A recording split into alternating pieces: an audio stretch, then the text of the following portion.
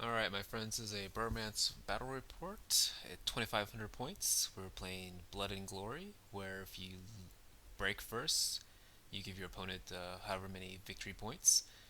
Today I'm battling against Orcs and Goblins, led by Scar Snick, Lord of 8 Peaks, or 5 Peaks as it were.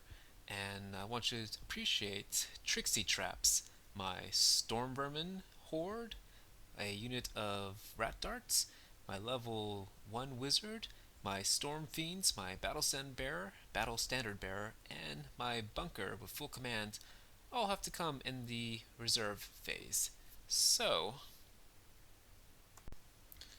from left to right, we have a Mangler Squig, a Doom Diver, 20 Night Goblins. There's about 3 groups of these Night Goblins, each have 3 Fanatics in each unit, 2 units, 1 unit of 8 trolls, a unit of 9 trolls, 2 rock labas, and I believe there's another doom diver somewhere in the battlefield.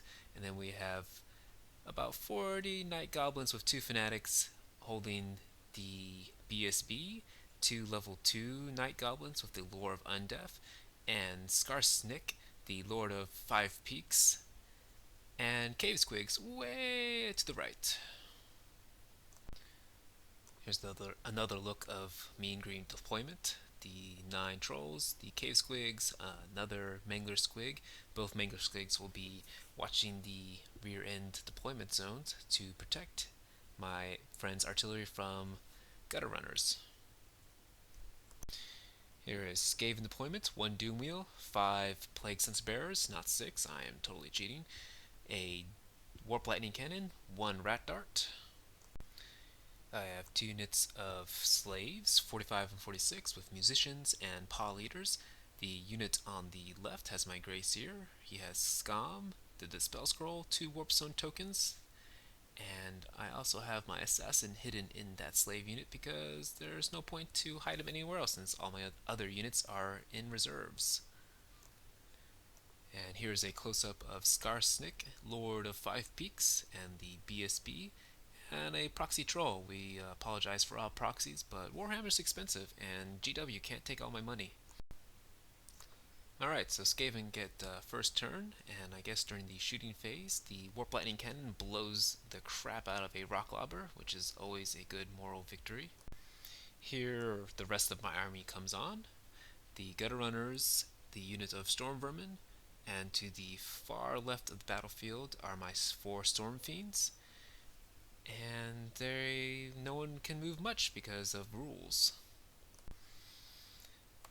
Here's a view of my proxy storm fiends.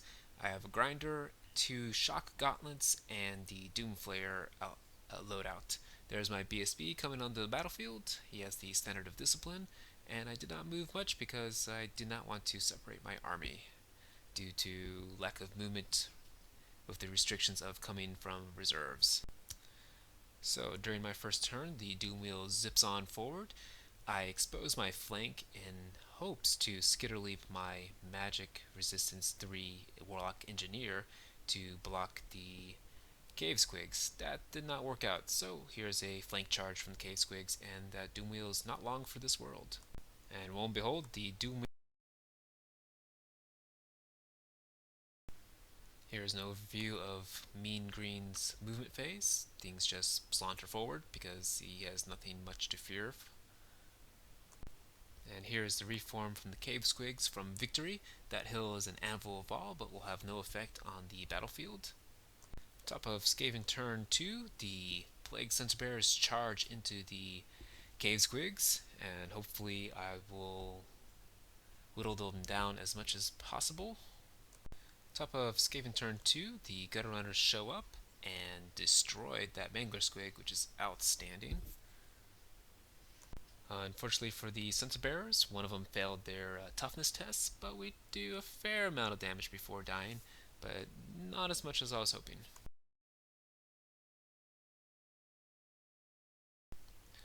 The brave Gutter Runners withstand a bombardment from the Mean Green's artillery, which is great that they passed their leadership check. And here's an overview of the battlefield. The forest ends up being a stupid forest, which is going to play a great effect in the rest of the game. The Sphinx there granted my assassin heroic killing blow, which is outstanding. During my opponent's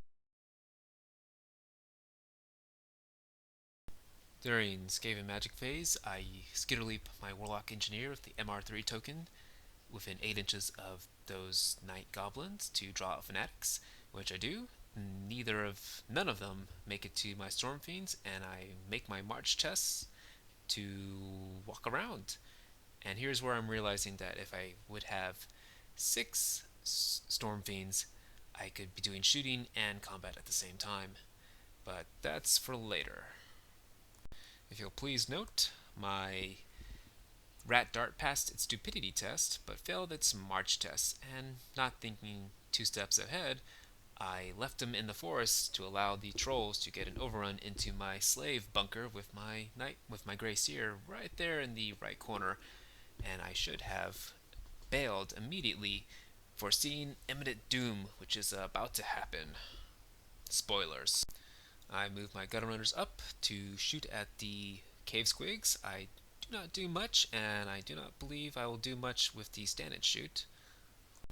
Here is the cave squigs charging into my gutter runners, and with the stand and shoot, they're getting thinner. There looks to be only 5, 6 cave squigs left, which is progress. Here is imminent doom coming. I try to flee, but my opponent reminds me that the rat dart is subject to stupidity and cannot, which is awful. Here are the Storm Fiends weaving and bobbing between fanatics. I took 2 wounds, but that's alright. I got 2 more because these guys are awesome. And 2 more gutter runners die from bombardment, but 1 stands alone, passing its leadership 7 check like a boss. Some nickel and adios, Grey Seer. Sorry.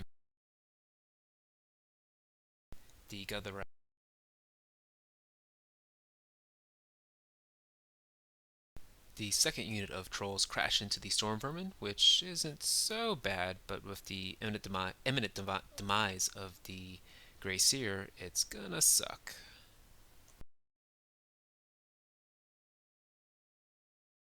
Here is an overview of the battlefield. Fanatics everywhere, Mangler Squigs coming up, and my Grey Seer only has 1 chance to skitterleap out of battle to save his pasty white butt.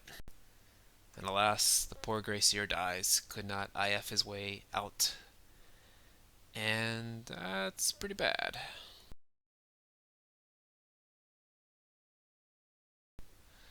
So my opponent wins 500 extra victory points, and deciding that the trolls have the storm vermin on the ropes, charges in Skarsnik's unit into battle, hoping to get combat res, but through artillery and magic missiles from Skarsnik's prodder, he finally panics the storm fiends, who are looking at the board edge, but that won't stop them. The Mangler Squig crashes through the storm vermin and only kills 3, which is not so bad. You'll also notice that the slaves are stuck behind the storm vermin. Earlier during the Skaven turns, I tried to make a 10-inch charge into Skarsnik's unit, but failed. And now, without the Grey Seer, I'm stuck on Leadership 5 to make or break stupidity checks. And spoilers, I continuously fail these stupidity checks. Goblin shooting kills the MR3 Warlock Engineer. Trolls continue to chew away at the slaves, and thankfully for at least 2 turns they've passed steadfast 5 checks. And with a surprising roll of kick-ass dice rolls, I ruffle stomp the trolls, and the night goblins do not do much, but they hold because they are steadfast, and the trolls book it to the board edge. Trying to earn some points, I send my bunker with my BSB into the cave squigs, and suffer a wound due to dangerous terrain crossing the Earthblood Mirror, and might have lost a couple other Skaven clan rats, but hopefully I can earn some points and it will not be such a crushing loss. You just need to make sure the audio is put in the right. Right. Sorry for the blurry photo, but this is the massacre of the rest of my storm vermin. I think I might have fled with 10 or 15 guys. The night goblins just opened a can and my storm vermin flubbed really hard. and the Lord of Five Peaks might have slaughtered a fair number of storm vermin as well. I finally kill the cave squigs, and during the reform, my BSB fails dangerous terrain and kills himself. Might have been the heavy armor or the treacherous clan rats pushing him into the mirror. We'll never know.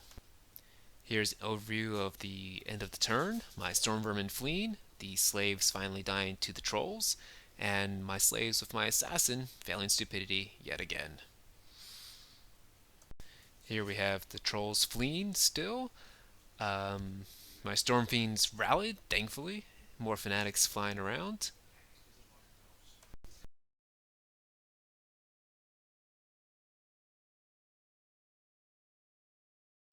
My opponent summons a level 1 Lich Priest on Lower Def, and he got Fate of Bajuna, which really is not good for my assassin. And here is the end of the game, with the Lich Priest casting Fate of Bajuna and killing my assassin, with me failing to make any ward saves. The Storm Fiends fail a pretty long charge into the Trolls, and this really teaches me to be far, far more careful with looking ahead and making sure I don't leave my Gracier out to hang and dry. Me and the Jakar also agreed that the Storm Fiends need to be 6 strong, some combat elements and some shooting elements. The third game we played this weekend really proved the value of the warp fire throwers and the rattling guns in the Storm Fiends, and it really helped thin out DOS Immortals of Grimgore, and it helps not to make ensure that they do not panic as easily. But I don't know where I'm going to find $130 plus all the bits that are required to make the Storm Fiends look wiggy wig. But maybe I'll win some lotto money or whatever. And mostly we've been practicing for the Crucible, which Dijakar won a free ticket to go to, and Skarsnik really holding his weight and is amazing, and will hopefully make sure that artillery does not pop up on him.